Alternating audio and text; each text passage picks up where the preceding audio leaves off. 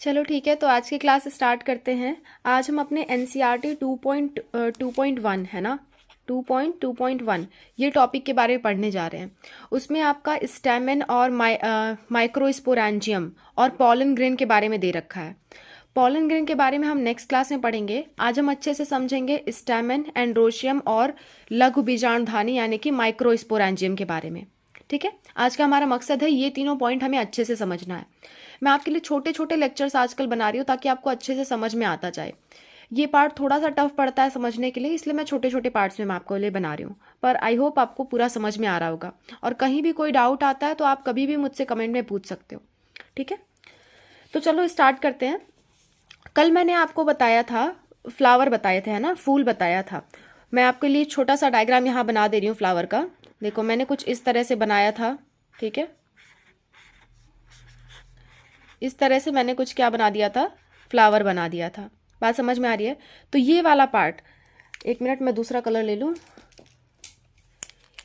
ये वाला पार्ट, ये वाला जो आपको मैं येलो कलर से दिखा रही हूँ, इस वाले पार्ट को हम क्या कहते थे, एंड्रोशियम कहते थे। इन चारों को मिला करके, चार से अधिक भी हो सकते हैं, सिर्फ चार ही नहीं होंगे, इन चारों को मिला करके हम पुमंग या पुंकेसर कहते थे। ठीक है, तो पहली बात तो आपको ये जाननी है कि जो आपका पुमंग या पुंकेसर, सॉरी पुमंग कहते थे, पुंकेसर नहीं, पुमंग या एंड्रोशियम कहते थे।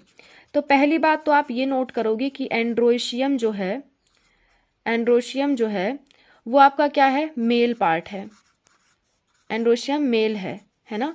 यानी कि जो आपका पुमंग है, पुमंग है वो, आई एम सॉरी पुमंग है वो क्या है, वो आपका मेल पार्ट है, यानी पुरुष भाग है। ठीक है, पुरुष भाग है, यानी कि ये आपका मेल माना जाता है, पुरुष भाग माना जाता है एंड्रोशियम को। और इसको दिखाते हैं इस सिंबल से। कभी भी मेल हो, मेल को इस सिंबल से दिखाया जाता है। हर एक चीज़ का एक सिंबल होता है ना, तो इस सिंबल से मेल को दिखाया जाता है। नेक्स्ट अगर मैं बात करूं तो आपका ये कई सारे मिला करके क्या है, एंड्रोशियम है।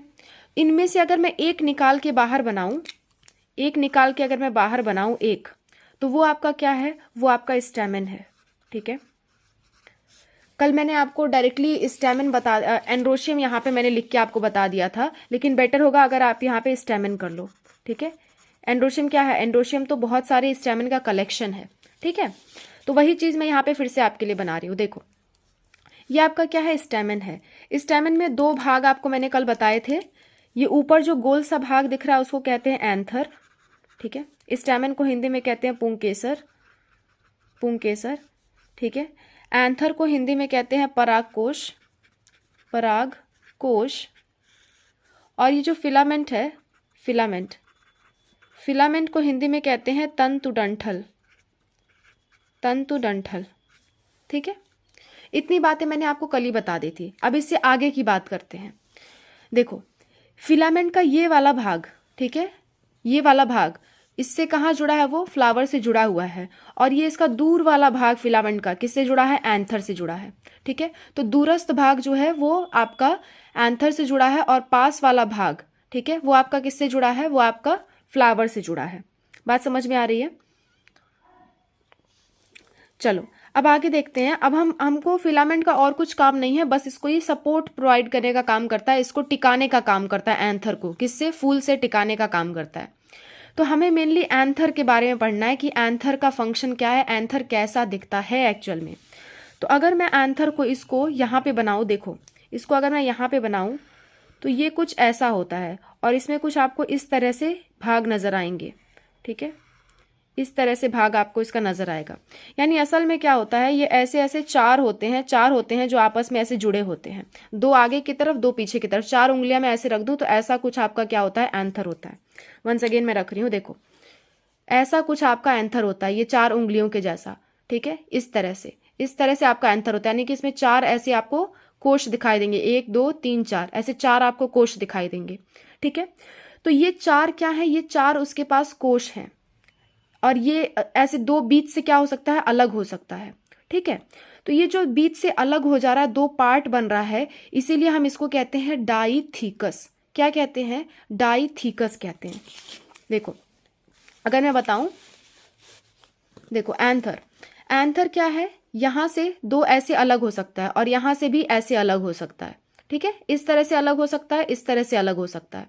बात समझ में आ रही है?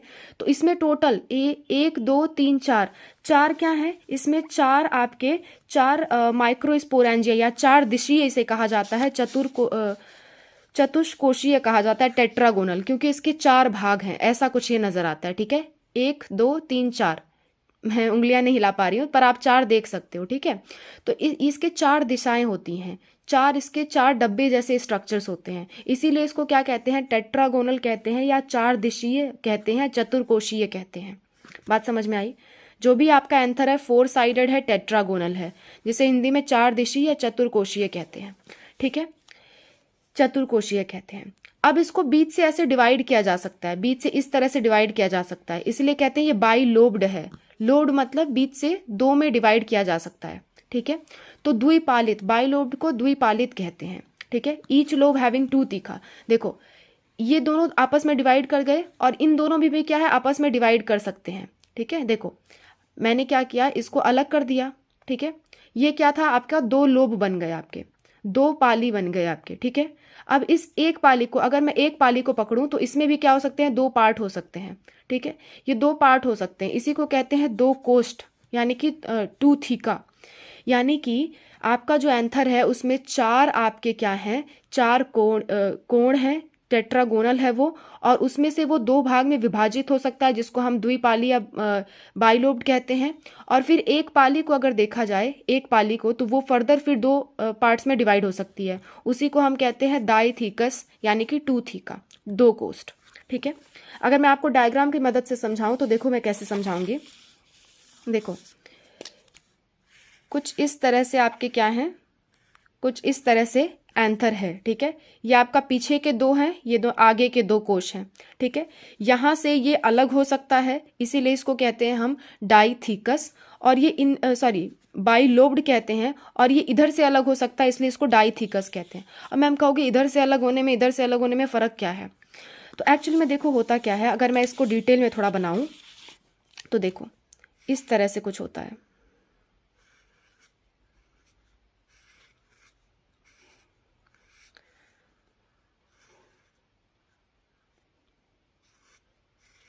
देखो देखो यहाँ से आपको बीच में कुछ अलग सा नज़र आ रहा है, और यहाँ से बीच से अलग होता हुआ कुछ अलग सा नज़र आ रहा है, ठीक है। तो थोड़ा सा अलग स्ट्रक्चर होता है, तो इसको एक लोब कहते हैं और इन दोनों को थीका कहते हैं, ठीक है। इन दोनों को ऐसे खोलोगे तो ऐसे खुल जाता है, ये बात समझ में आ रही है? इसीलिए इसको थोड़ा सा अलग अलग नाम दिया गया है, इसी की वजह से ये दोनों आपके क्या है, अलग अलग लोब हैं, और इसी अलग में ऐसे जो मुड़ा हुआ है वो भाग क्या है, थीका है, ठीक है।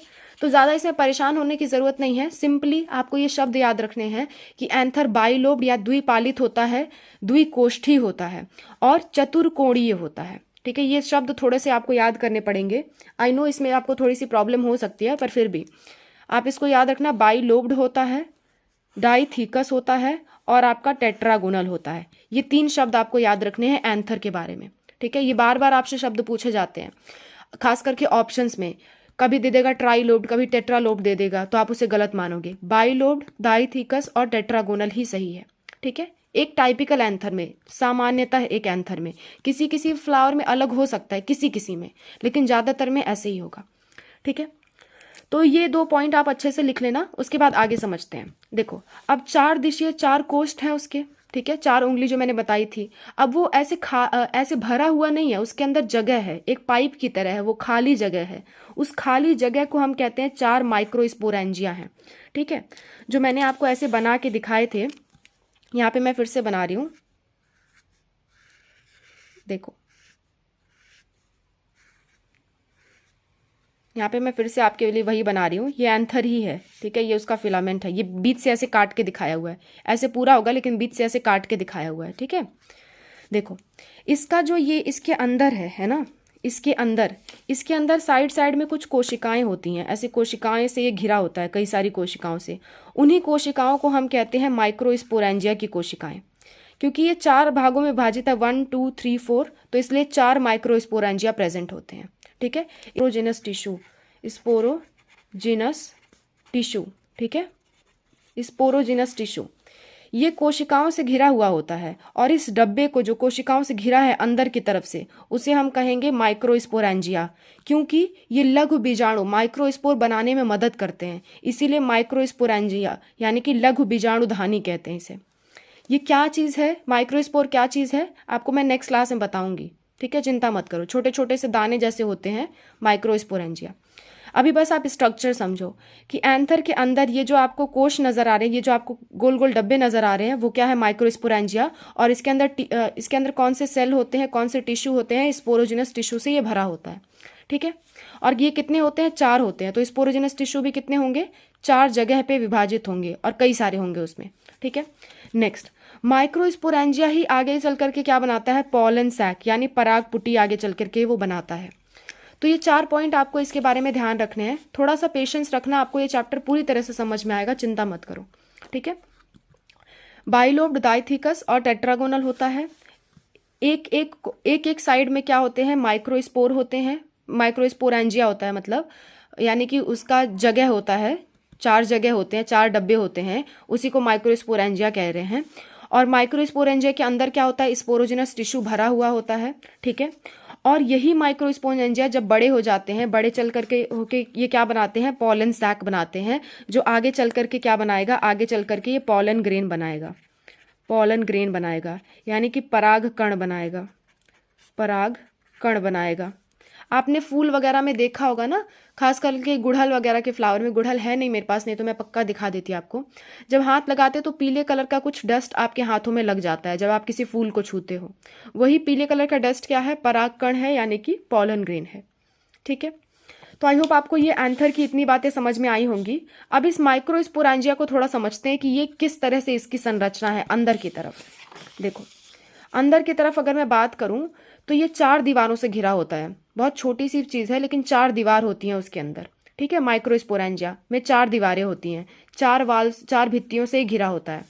पहली भित्ति को हम कहते हैं, जो सबसे बाहर की तरफ है, उसे कहते हैं एपिडर्मिस या बाह्य त्वचा। उसके बाद होता है एंडोथीसियम, जिसको हम अंतस्थीसियम कहते हैं। एंड मतलब होता है अंत, ठीक है, अंदर की तरफ, तो एंडोथीसियम मतलब अंतस्थीसियम, ठीक है। उसके बाद जो तीसरा है आपका मिडिल लेयर यानी कि मध्य परत, और उसके बाद आपका टेपेटम, इसको हिंदी में भी टेपिटम ही कहते हैं। ये 4 लेयर के नाम है आपको कि माइक्रोस्पोरेंजिया इन 4 दीवारों से घिरा हुआ होता है, ठीक है। और इसी चौथी दीवार के अंदर क्या होगा, आपका स्पोरोजिनस टिश्यू होगा। ये सबसे अंदर वाली दीवार है ना, तो आपसे एक क्वेश्चन पूछता है कि सबसे अंदर वाली दीवार कौन सी है, तो आप कहोगे टेपिटम, ठीक है। इनर मोस्ट यानी सबसे अंदर वाली दीवार, सबसे अंदर की भित्ति, ठीक है। आपसे पूछता है सवाल कि माइक्रोस्पोरेंजिया में सबसे अंदर वाली भित्ति कौन सी है, तो आप कहोगे टेपिटम, ठीक है। एक और सवाल टेपिटम से पूछा जाता है कि इसका काम क्या है। ये जो परागकण बनेंगे ना, पॉलन ग्रेन बनेंगे ना, उसको ये नरिशमेंट प्रोवाइड करने का काम करता है, यानी कि उसको पोषित करता है, उसकी सारी ज़रूरतें पूरा करता है। जैसे उसको पानी की ज़रूरत है तो पानी देगा, खाने की ज़रूरत है तो खाना देगा, ताकि वो अच्छे से बढ़ सकें, ठीक है, अच्छे से विकसित हो सकें। तो टेपेटम का ये काम है।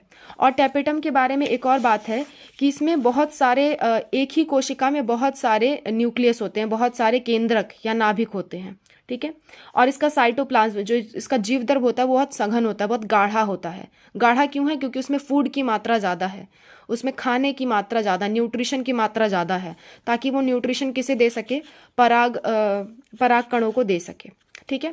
और बाहर की जो तीनों त्वचा है वो आपको प्रोटेक्शन का प्रोवाइड करने का काम करती हैं, बचाने का काम करती हैं, संरक्षण का काम करती हैं।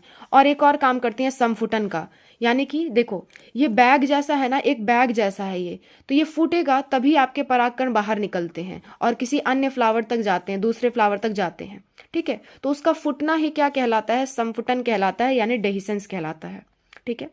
जो आपका एंथर है उसको फूट जाना, ताकि उसके परागकण जो उसके अंदर बने वो बाहर निकल सकें, इसी प्रोसेस को हम संफुटन कहते हैं, यानी कि डेहिसेंस कहते हैं, ठीक है। तो आपको इतनी बातें याद रखनी है, कुछ बातें एंथर के बारे में, कुछ बातें माइक्रोस्पोरेंजियम के बारे में, ठीक है। आप इस बात को नोट कर लेना और इसके काम नोट कर लेना। टेपिटम सबसे अंदर वाला है, एपिडर्मिस सबसे बाहर वाला है। बाहर के तीनों प्रोटेक्शन और संफुटन में हेल्प करते हैं, डेहिसेंस में हेल्प करते हैं, और अंदर का नरिशमेंट प्रोवाइड करने का काम करता है। और ये बहुनाभिकीय होता है, इसका साइटोप्लाज्म सघन होता है, यानी कि डेंस होता है, ठीक है, तो बस आपको इतनी सी बातें याद रखनी है। आई होप आपको ये क्लास समझ में आई होगी। जैसे जैसे आप आगे देखते जाओगे आपको और अच्छे से समझ में आता जाएगा। ये चैप्टर थोड़ा सा लंबा है और हम इसको छोटे छोटे पार्ट में कवर कर रहे हैं, ठीक है, ताकि आपको समझने में आसानी हो।